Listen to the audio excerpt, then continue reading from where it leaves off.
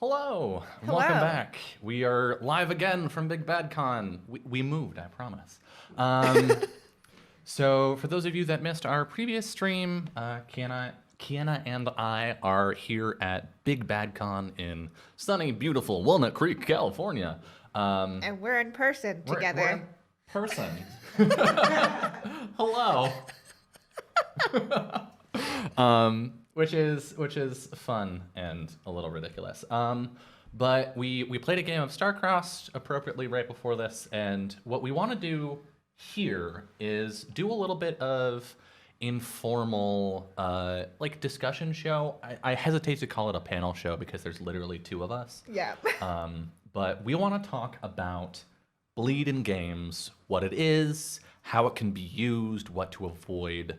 And as we go, if you have any questions and you want to pipe up in chat, go ahead. We'll be keeping, we have it up here, and we'll be keeping an eye on that in case you need us to, or want us to follow up on something. But we do have some points that we're going to get through. Before we do that, should we intro again? Yeah, I think we should intro again. Okay. So, hello, I am Dylan, aka a narcissist on so many places. I am an internet nerd. I am a game designer, a streamer, obviously, and GM. I do a lot of stuff around role-playing games. And I, as Kienna can confirm, I play a lot of like emotionally trying games. So this is a topic that I have some strong feelings about. So I'm excited to dig into it. Yeah, and I'm Kienna, also known as Kienna S on the internet. I think we're kind of in the same boat of doing a lot of the same kind of shit. Yeah. Game designing, streaming, GMing, playing, all that stuff. But I think most people know all of my games are very talking about relationships and very introspective. So a lot of emotions and kind of pulling on that. And also, I'm a big safety tools advocate. Very big. You're like the safety tools advocate with Lauren. Like, Yeah, we've gotten to that point. So most people know me from my work with the TTRPG Safety Toolkit, which deals a lot with bleed and stuff like that. So, yeah, we kind of decided we wanted to talk nerdy shit with each other. yeah, because we never do that. I mean, to be honest, we don't do it enough, right? Like, this is the big reason why when we were talking, like when the media room announcement went up on Twitter for Big Bad Con, and I was like, we should do some stuff. This is the big reason that I was like, hey, Kienna, we should do a talk about a thing, is because I feel like we both like talking about the theory of game design, and we never make the time to just do it together. And like, fucking, I never take the time to talk about this shit with anyone, and it is rare that you have the time to talk about this. So I was like, I just want to carve out some time for us to sit down and be nerds at each other. Yeah, So yeah, that's and what we're gonna do. this is very fireside chat-y. We're not. It's really kind of going to be informal. We're Yeah. going to see how our discussion goes. Yeah. Yeah.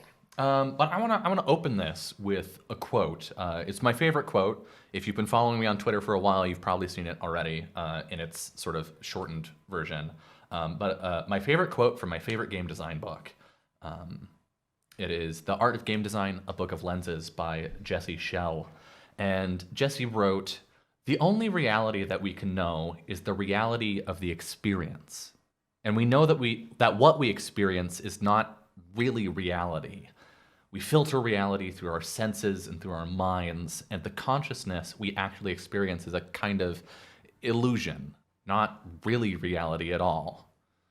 But this illusion is all that can ever be real for us, because it is us. This is a headache for philosophers, but a wonderful thing for game designers, because it means that the designed experiences that are created through our games have a chance of feeling as real and as meaningful, and sometimes more so, than our everyday experiences." And I think this is a really good lead-in to talking about what bleed is, because what this is saying is like, there is no like real separation from the experiences we have. And Jesse's mostly talking about video games here rather than role-playing games, but I think it holds especially true for role-playing games. Yeah. Do you want to talk a little bit about what bleed even means? Yeah. So bleed, for those of you who are not familiar with the concept, is essentially when the emotions and feelings and conflicts that are happening within the game bleed out into real life. Yeah. As often as through you feeling the same emotions that your character or however else you're interfacing with this game directly kind of affects you. So when we say bleed, we're talking about that bleed over because we typically think of games as like a confined to a fiction thing within its own like imaginary box. It's the magic circle essentially. Yeah. So when we talk about the magic circle, it's there's not an actual physical circle, but it's the space that we say the game exists within, where where the rules apply. This is where the fiction happens, and the magic circle says there is no crossover into the real world because that's the whole thing. Is the magic only exists in that circle. Right. However, as we kind of looked at that quote, things can bleed over because our experiences are only through our senses, and how our brain processes that. Yes. So, I mean, I'm a philosophy minor, so yes, it is a fucking headache. Oh boy. It is a headache to talk about because that's where you get simulation theory and all that stuff. Because who knows if everything's real? I don't. Is this real? And for all you know, this is all CG, right? Deep fakes, y'all. Yeah. It does like the circle can kind of have a way in and out of it, but generally speaking, people think of it as this contained space. Right. So it's we're talking about things bleeding over from game into real life, and sometimes from real life into game. Yeah. Well, and correct me if I'm wrong, as not a philosophy minor, but I feel like part of the headachiness that comes from approaching this in a philosophical sense is with philosophy, you need to understand what's happening, right? But with game design, we don't need to do that, right? We can just understand that this, like, we can treat it like a principle of design, basically, where we say, this is how this works, right? This is a thing that happens, and that lets us design around it and use it in certain ways without us needing to know, like, what the bits and pieces, what makes it work, because the cause and effect relationship is something that we can understand, even if the actual, like, raw definition and what it means for us existentially isn't something that we can pin down. Yeah. And speaking of that, bleed can be useful. I think people, when they talk about bleed, a lot of the time they talk about bleed in a negative sense. They talk about like, something intense happens in the game, something like emotionally intense happens in the game that is distressing, that ends up being distressing for the player actually at the table. But, I think all of us have had this moment when we're playing a game, a role-playing game, a video game, or like even I think watching a movie or reading a book where like that line, that veil between, me as a consumer of media or a participant in media and the character that I am observing or controlling, like that veil thins, and it becomes a shared space, which can be really powerful, right? Yeah, for sure, and it's especially true for role playing games because you are role playing. You are putting yourself in that headspace of your character. How deep you go, it depends on what kind of player you are. But generally speaking, you are still thinking about how are they acting, how are they reacting, what are they thinking, how are they feeling. And if you go very into depth with that, your brain doesn't differentiate between the experiences that you have as a player and the experience that you have as a character when you're role playing, because you are that character in some sense. Yeah. And I feel like video game designers talk about this a lot, but the word that they like to use is immersion. Yeah. Right? And I mean, so many games Like immersive has become sort of like a marketing term at this Yeah. point. But from a design space or a design perspective, looking at immersion, it's a thing that people are looking for all the time in video games, especially in games that we call RPGs, right? Like God of War, for example, is Yeah. a very immersive action RPG. But really, what they're saying when they say that, when they're trying to design that, is they're trying to intentionally create bleed, where you feel that connection to the character you're controlling. Yeah. To the point where your emotions are felt via them and vice versa. Yeah. In some way. Yeah. And like what we're getting as players out of that in a video game sense is, I think, it's that investment, right? It because there are so many reasons to not care about things, especially in recreation, right? Like everybody's played a game of checkers or whatever and just been like, that was a game. Yeah. But that's so different from this intentional bleed. And do you want to talk a little bit about that, like developing that sense of connection and Yeah. investment? Yeah, I mean, we can kind of see bleed as a tool for connection and investment, right? Yeah. Because when you feel something towards something, you want you have now an investment and an emotional stake in it, whether that's positive or negative. You still are like, yes, I now care about this because it's making me feel things. Like for many role players and stuff like that, I care about my character and whether they die because I feel for them in some way. Whether that's on a meta sense of like I love playing them, or on a my character's so sad and I don't want to be sad anymore. Yeah, so That's not an experience we've ever had. We're always like, No. make it sadder.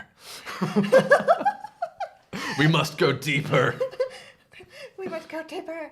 But yeah, so you connect then obviously to your player character because again you are interfacing with your fictional world and your fiction through your character, and so you just everything that you experience is through them, and therefore you kind of once again you connect with them because you care about what happens to them because you have feelings with Right. them, but also there's a sense of, again, your brain doesn't differentiate between the different sensations. And so you're connecting with them in a very personal way.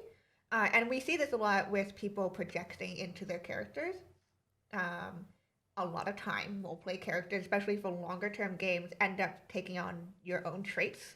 Even though you don't think about it, they'll start kind of evolving to be like you in some aspect, and so you're connecting with them in that sense. And the longer you play, you have a better understanding of what they do, what they would feel, what they would think, and just keep developing that. I think a really good example of that is the Life on Mars game that I did. I specifically made my player character in that as different from me as possible when I first developed her, because she was a mad adept who wandered the ways and could see beyond. So she was literally able to see the strings of fate. Right. She was kind of not all there, very solo, very just like, I'm going to go wander off and do something. But as I continued to play her through that series, I realized more and more when I started to connect with her with the emotions that I felt about her loss and her need to protect her sisters and like her feeling lost in the grand scheme of everything, that I started kind of projecting, without even thinking about it, a lot of the feelings I had about what do I do with my life, quarter life existentialism.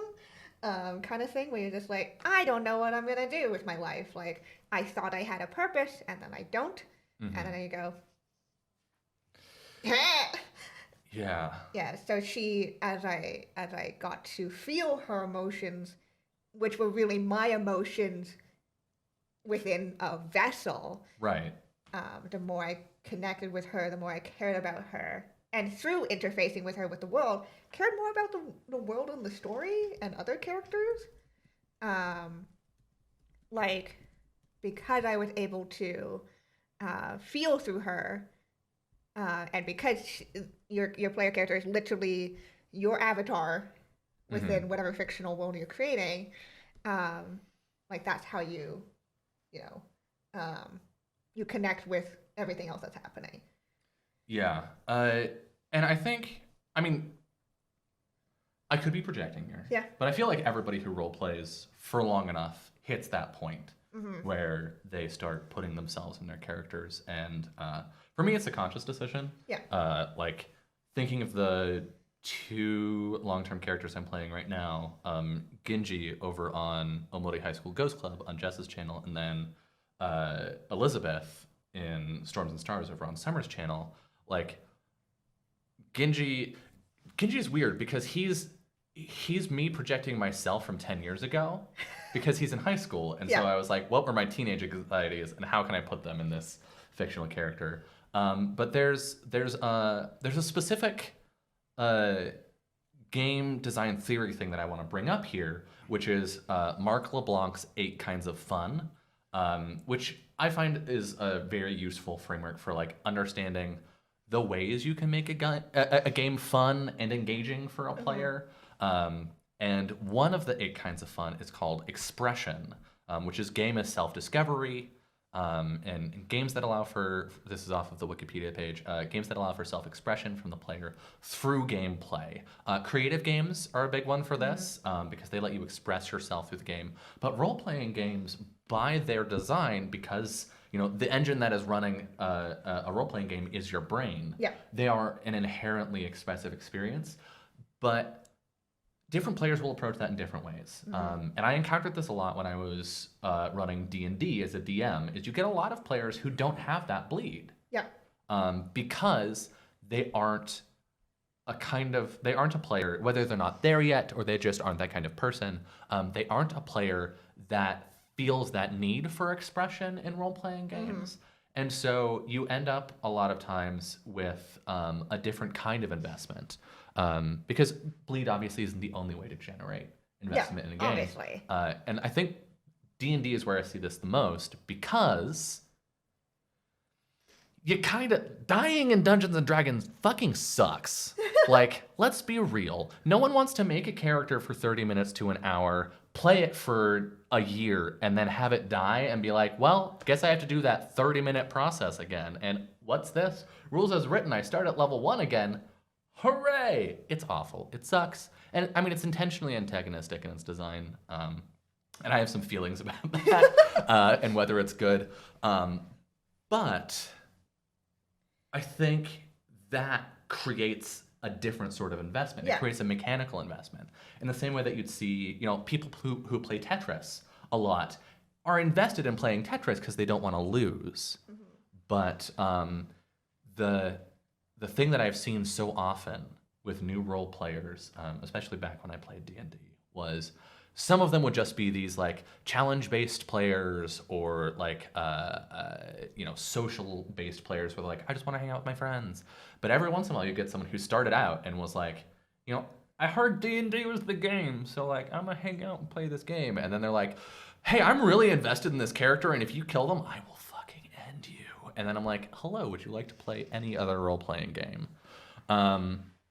And I think that's a point that I want to make very clear. Is like, bleed isn't the only way to make investment, but when you see players responding to bleed and experiencing a lot, a thing to note is that they probably have a heavier focus in this expression-based gameplay.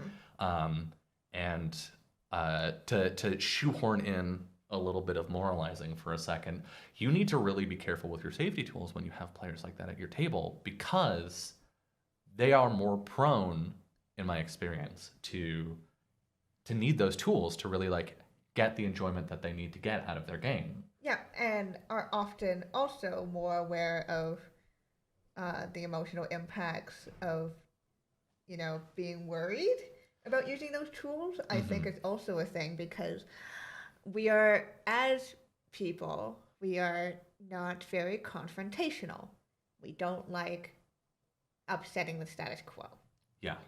And a safety tool is often a way of upsetting a status quo. Because you just established something in fiction and then you have to go, Never mind. never mind, right? And you immediately have these anxieties about, am I messing up the game? Like, people really seem to like that moment. Like, am I taking away from other people's enjoyment? But, you know, I could go into a full freaking talk about this. Could you? Oh, no. I'm actually doing a panel at PAX U about it. But, it's kind of trying to learn about how to use being very careful about safety tools and respecting them and all that stuff. I think for people who know us, that has always been a thing. Yeah. That we're very strong advocates for. Yeah. Looking at chat, a thing I want to touch on real quick. I'm seeing talk about player types, and I personally don't really like player types as a construction for role-playing games, because people change over time, and I change game to game. Like, I am in 4 long-term games right now, and I'm a GM in 2 of them and player in 2, and what I'm looking for out of every single one of those is very different. Yeah. So, like, in some games, I'm much more of a challenge-based player where I'm like, no, I want to have hard fights and maybe die. Like, that's what I'm looking for. Yeah. And then others, I'm like, no, I just want to, like, get in touch with my feelings and the feelings of the other players at the table. Other games, it's just like, I like spending time with these people, and I don't care what we do.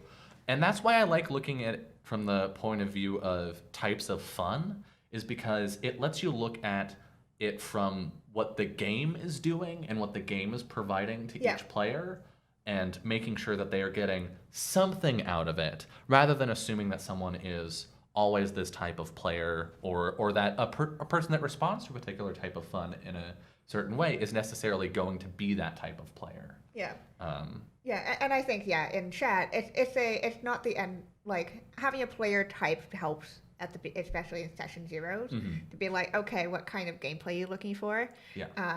And you can also immediately be like, this system isn't for you. Yeah. Like, if you're like if you're going with Bluebeard's Bride, for example, and you're a player who likes winning, right. Bluebeard's Bride is not for you. No. But it's all this conversation that you have to have and you continue to have. But yeah, I mean, we always say safety tools for any table, no matter what, and using that and cultivating that sense of trust, because bleed can also happen very unexpectedly. Things can happen where you're suddenly, maybe you're just in a different mood set, or something very specific happens in the game, and you're just like, oh, okay, I'm feeling a little more than I expected to about this thing. Or I'm feeling that bleed over. Or maybe someone else's character. I think that's the other thing. Bleed doesn't have to always happen because of your own character, and bleed happens as a GM as well, because... Oh boy, yeah, it does. Yeah. So, like, you, the investment that you get and connection is not just with your own character and the fiction, but also other people, because you're sharing an emotional moment with them. And that's literally what all relationships are based on. Yeah. Beyond, like, professional relationships is this emotional connection. Congratulations, you're secretly dating all your players. Yeah. So, sorry about that. So, I mean, talking about as a tool of investment and connection and stuff, I think we can kind of go from there and talk about bleed as kind of a tool for narrative, for design, and for, specifically evoking certain things. Like, as again, most of my games are very based in relationships in some way, whether that's with yourself, with the environment, with people. And so when we talk about as a narrative tool, I think there's this really interesting meta thing that bleed does outside of evoking connection and emotions, right? For me, from what I found, is that it kind of, having the bleed gives permission for players to go with their feelings rather than what they should do. Yeah. I think there's room in games for metagaming. I know that metagame's a dirty word, but one thing that I hear a lot with people who aren't super bleed heavy gamers and maybe feel uncomfortable uh, going into an expressive sort of play is that's what my character would do. Yeah. But like in a very like not in an asshole way. Like not in the my character would do this and I'm not gonna think about it. It helps to guide you because you're given that permission to maybe go outside what your abstract idea of your character is and to respond very visually and specifically off of your feelings. Yeah. Right? You can be like, and sometimes it gives you character insight, right? Like, Mm-hmm. I'm feeling sad right now about this moment. Like, now I'm going to start to kind of examine about Maybe that. my character is feeling sad. Yeah, and what does that mean, right? Why would they feel sad? And it kind of becomes a popping off point right there, right? You can use it to build out your narrative in a way that you don't think about. Yeah. Right? That you don't like, you go, yes, this is their trajectory, right? It allows for, I think, like a very, what you're saying, instinctual and improvisational style of play. And to give a solid example, looking back at our Starcrossed game that we just played, which you can see in the VOD right now, and or on YouTube if you're watching this eventually. But spoiler alert, my character had a moment where you said that you trusted me. Yeah. Right? And there was a moment where like I felt something in that interaction, and I caught that I was feeling something and went, why is Natasha feeling something here? Not why is Dylan feeling this thing, but like why does this fictional character I'm playing have a feeling about this relationship she's developing with this other fictional character? And it came out that she didn't feel like she should be trusted, and that informed how I roleplayed that character afterward. And it wasn't like I thought, she feels guilty about something and thus she's going to do this. It's that I began, to a certain extent, and because I feel safe exploring these sort of emotions, playing games with you, I felt that guilt. And so I started making decisions as a player that were like, pulling her back emotionally, trying to defend that emotional core rather than, continuing to open up, which is sort of the path we had been on. Yeah, it's this, we talk, it just kind of gives you those cool improvisational moments, the same kind of chance moments that dice give you and that the nature of role-playing kind of gives you, where nothing is set in stone and you just kind of, you move forward through bleed sometimes, through those emotions, and because we're able to understand it both on that, like as the quote said, on that level that we know is not real, but a more instinctual part of us is like, no, this is real. Like, you're feeling this. So you're able to kind of develop that way. And in the long term, right, like, everybody's had that moment where they played a role-playing game, and then 3 years later, they're like, oh, do you remember that scene? Do you remember that boss fight we had, and we were so scared, and that kind of situation? And part of it is like, people in role-playing games do some ridiculous shit that no one should ever even think of. But they do it. And that so often comes, or I guess comes more often if you're opening yourself up in that way to have these emotionally impactful moments, in the same way that you go, hey, you remember 3 years ago when we were hanging out and, you said this, or we were playing this game? I just had a really great time. That emotional moment, that connection that we have to our experiences, bleed is how we generate that connection in role-playing games, I feel. Yeah, and kind of pulling from chat right now, bleed doesn't always happen in the moment. Sometimes it happens afterwards. And that's usually because your brain is so into what's happening in the moment that it takes you that breather of being away from the game for it to process everything. And that's, it's almost like the way that sometimes we just don't realize our feelings Yeah. about something until later, where we have that moment to kind of think about it and go, huh, okay, I feel very strongly about this in some way. I see that happen, or I should say, I feel that happen a lot with like traumatic moments in Yeah. role playing games, and I think there is a certain uh, reflection in how people often process trauma. Is there's a moment of shutdown in Yeah. the moment, right, where it's like not connecting with the thing, and then when you get that breathing space, when like your fight or flight dulls out and you have a moment to actually connect with it, then it hits you. Yeah. Which is part of why I think, especially when you have a very heavy session, check in at the end of your session is so important. Yeah.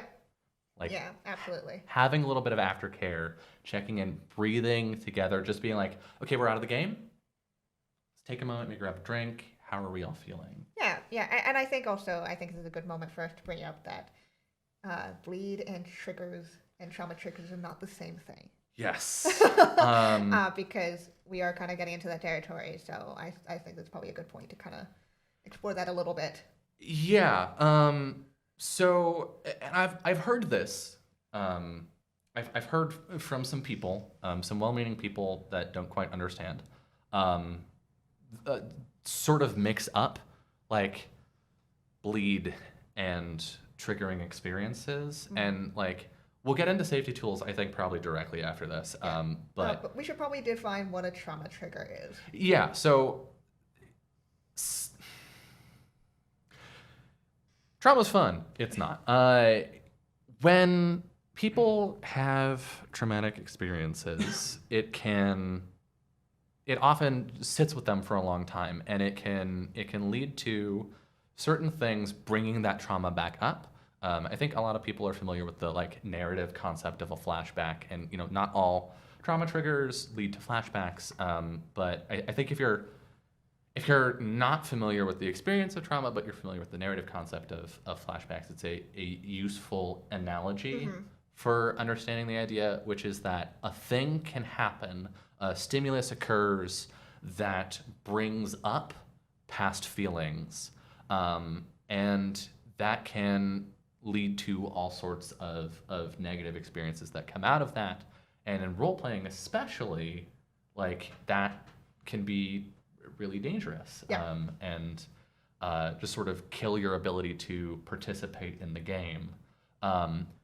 But it's not the same as bleed, right? Like we've already been talking so much about how bleed can be a positive thing, how having that barrier between yourself and the character can be good, and even like when you're feeling a negative emotion from it, it can be like impactful in a good way, right? Like people like watching sad movies. It's not that all negative emotion is bad, but you can have these moments in games where either something that you didn't expect, or something that you had forgotten to communicate to the other players. Or maybe it's just a bad day. Yeah, something comes up and it triggers that trauma for you. And I think while that can lead to bleed, Yeah. right, where you can have something trigger trauma, and then like you had a good separation between self and character. Maybe there was some crossover that was like good and healthy. But for me, in like the few instances where I have had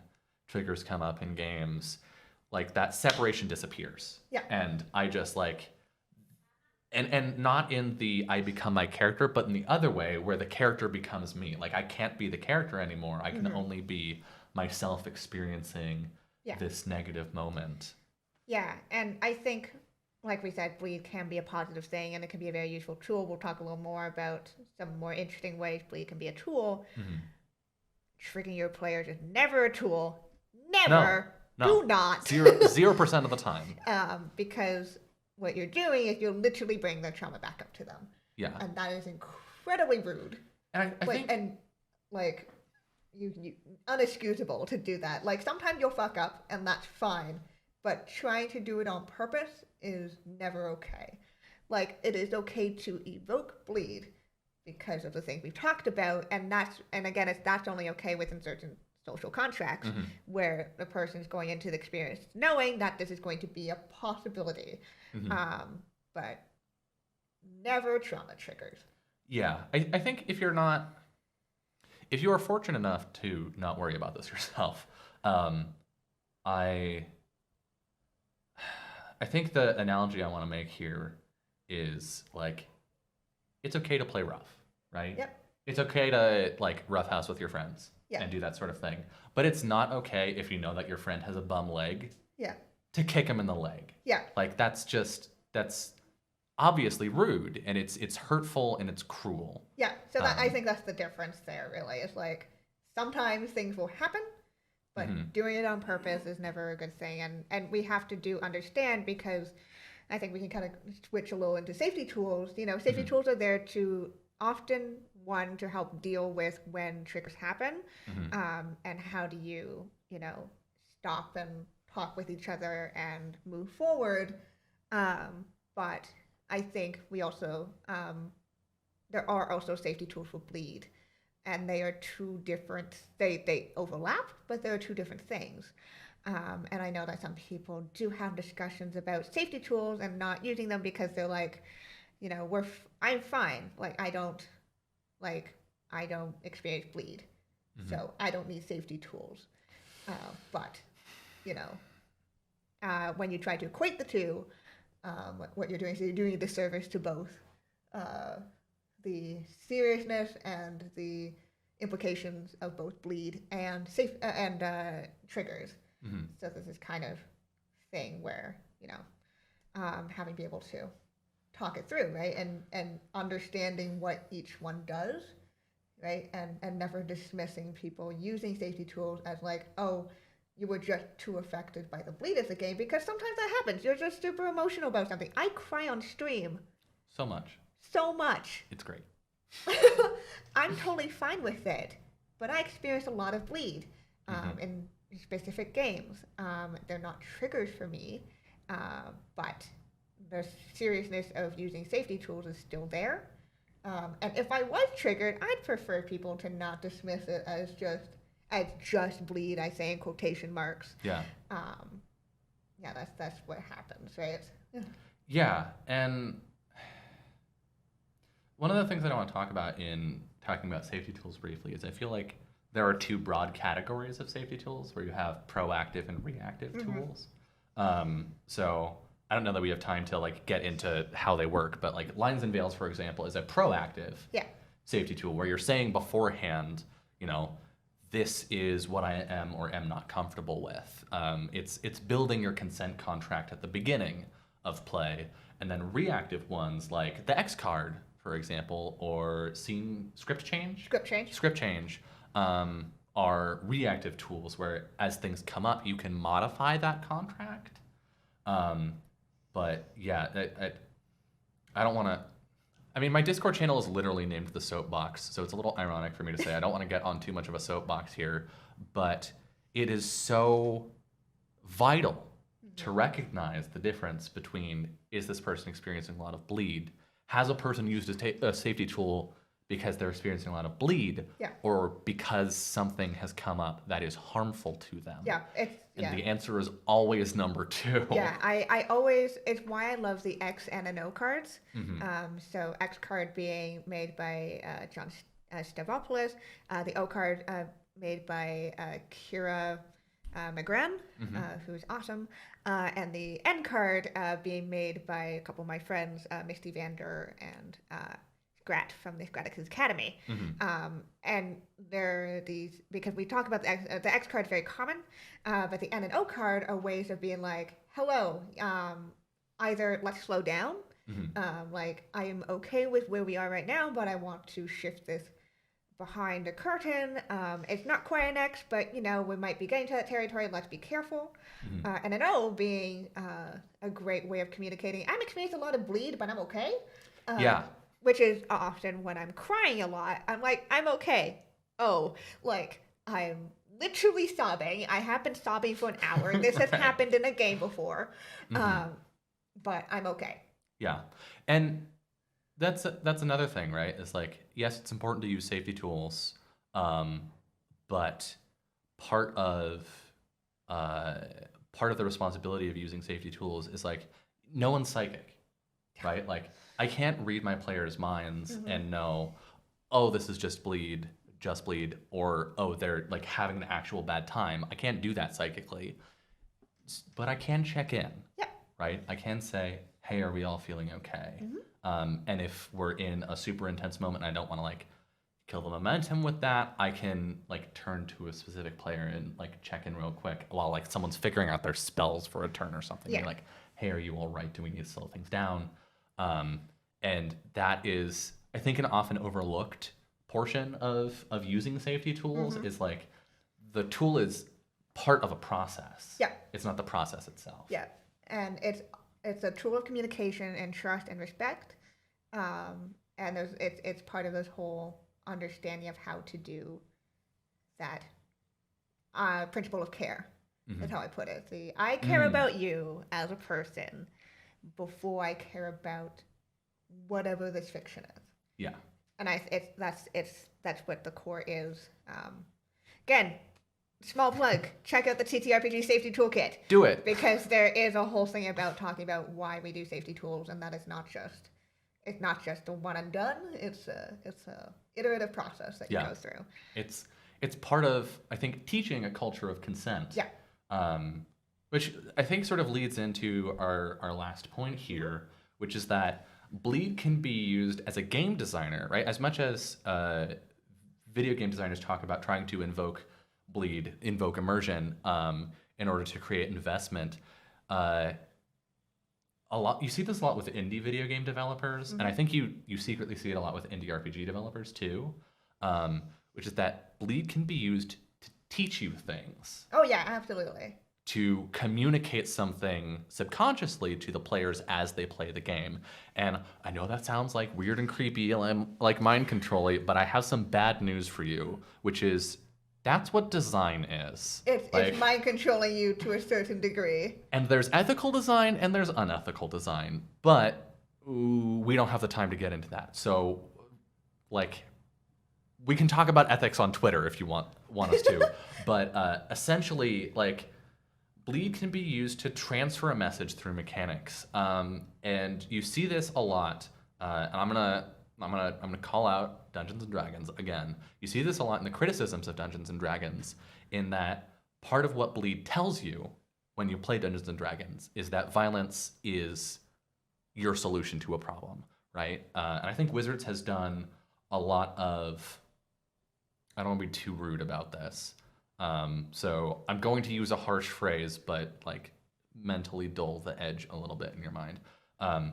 They've paid a lot of lip service to giving players alternatives to violence in conflict resolution in Dungeons and Dragons. But ultimately, and Adam Coble on Twitter said this a while ago, and I thought it was a really good analogy. Ultimately, Dungeons and Dragons is a very pretty box of knives, right? It gives you a lot of very sharp, pointy tools, and all of them are for hurting people. Yeah, and I think that's the whole thing too, that we talk about when we're designing for bleed and talking about transferring, the mechanics and the message and stuff. Is there's a sense of what we call ludonarrative harmony, which is to say your narrative and your mechanics tell the same message. Yes. And themes and all that stuff. Dungeons and Dragons, at its core and its mechanics, is a combat game. Yeah.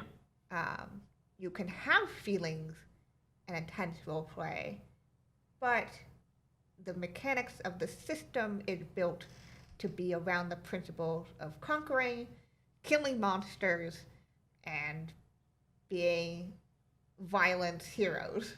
Yeah. Right? And I think as contrast, we can look at another often very violent game that like also includes a lot of violence, but teaches something else through its mechanics and the bleed that comes through that. And the game I want to shine a light on for a second is Apocalypse World. Because Apocalypse World is, in all the times that I've played it and watched it, a pretty violent game. Like, it's very deadly.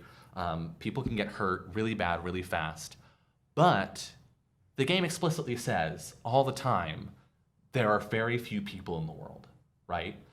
So many of the moves, even in like playing the Gunlugger, which is like the exclusively I blow shit up and kill people playbook, like so much of it is about your relationship to other people, and the consequences of your moves are about how your relationships shift and change. You know, who is affected and harmed by your failure, who benefits and gains from your successes, and that teaches a story about community Yeah.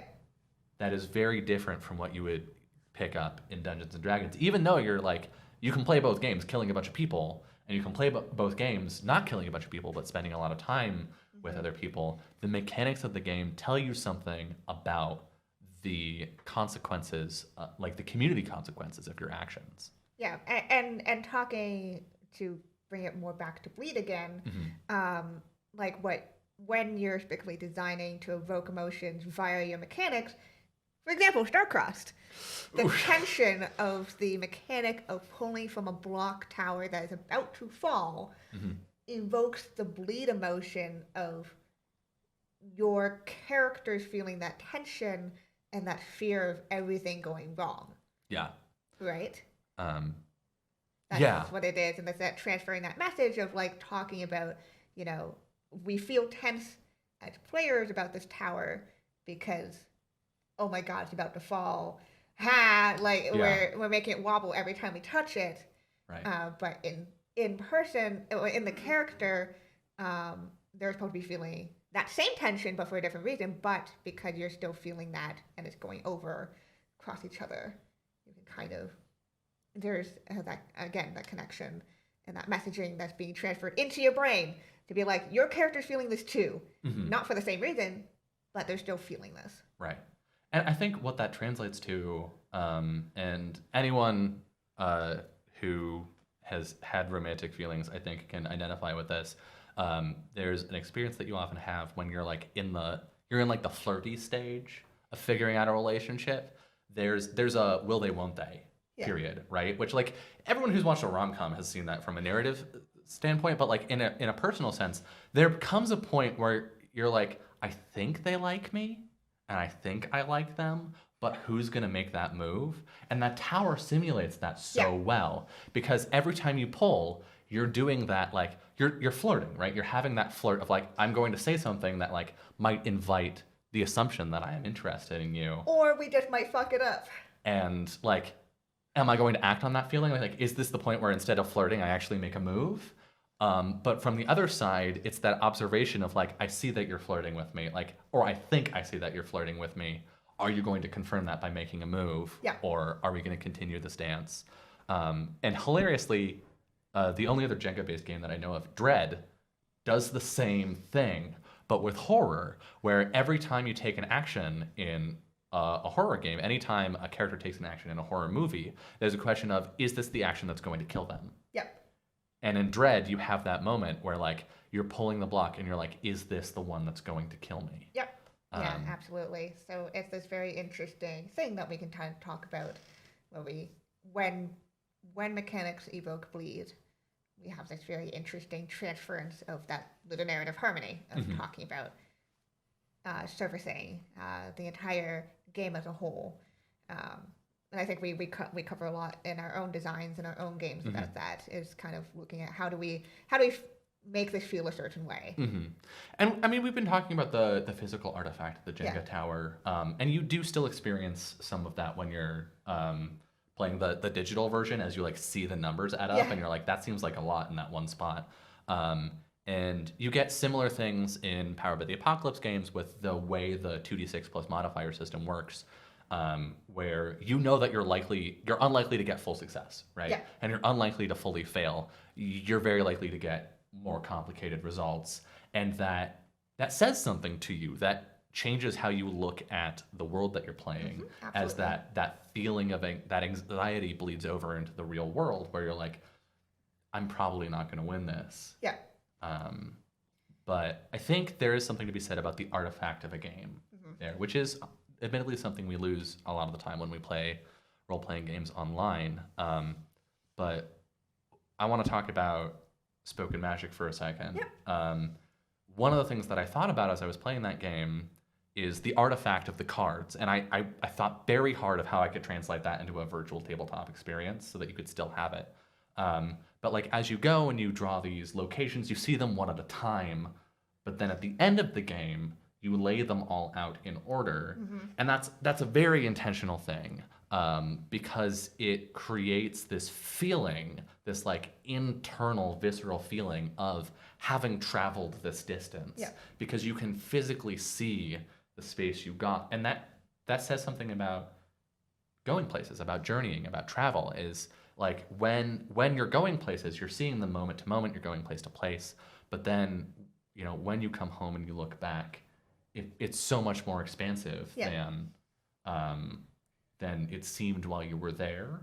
And that's a thing that we can do intentionally when we make games, even when we're making them digitally, is we can think about like, what are the physical objects that we're interacting with? What do the dice tell us?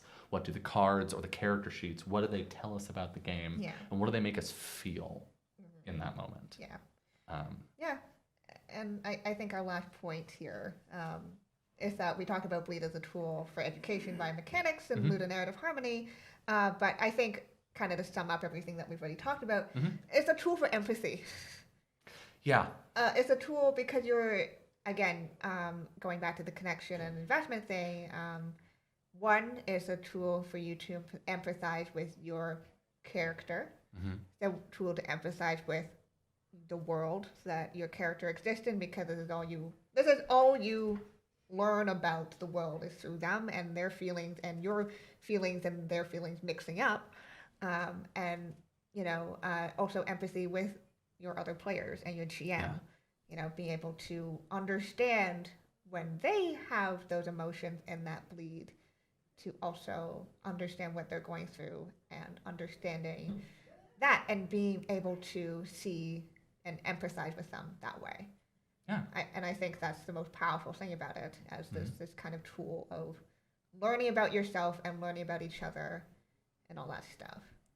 Yeah, and going back to our opening quote, right? Like if all that's really real is our experiences, then when we share these experiences with other players, that makes them more real to us. Yeah. That makes those other players more of a full person.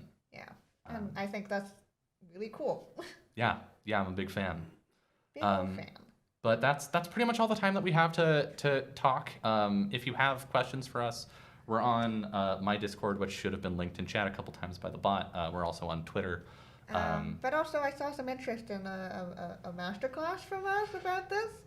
We'll talk. We'll talk. I like doing these talks. This is fun. Yeah, this was fun. I mean, this is the first experiment with us, was to figure out these kinds of chatty streams. But yeah.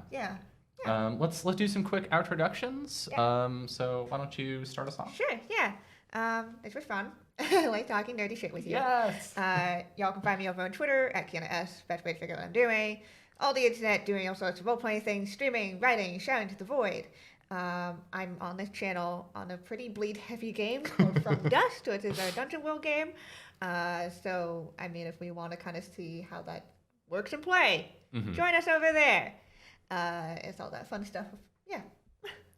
Yeah, and I am Dylan, aka Narcissus. You're on my channel right now, whether you're watching this live on Twitch or over on YouTube.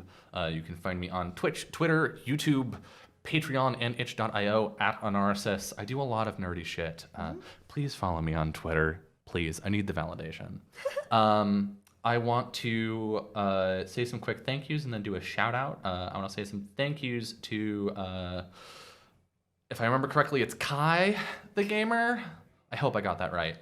For the follow, and Cypher of Tier for the follow. Thank you also, Rock, for the bits just now at the end of the stream, donating toward that stream-wide bit goal. But I also want to give some big thanks to the people behind the curtain who've been running the stream and handling tech and give us these very nice microphones that I can ASMR into for you. Please don't. And making this all possible. The two people who've been running tech for us are Sithana Winterthorn and Orion Canning. They have a podcast called All My Ideas Are, the letter R, Bad, which is a produced podcast where they play story games with the designers of those games, and then get to talk with those designers about the games. And it's this nice mix of gameplay, actual play sort of stuff, but also like sort of what we just did, talking theory and like understanding how the game works, where it came from, that sort of stuff. So if that interests you, please take a look at that. Yeah. A big thank you to Big Bad Con for Yes. having us and for letting us do all this stuff here. Yeah. So I hope that you enjoyed this. I hope that you had a great time. But most importantly, I hope you have a wonderful rest of your day. Goodbye.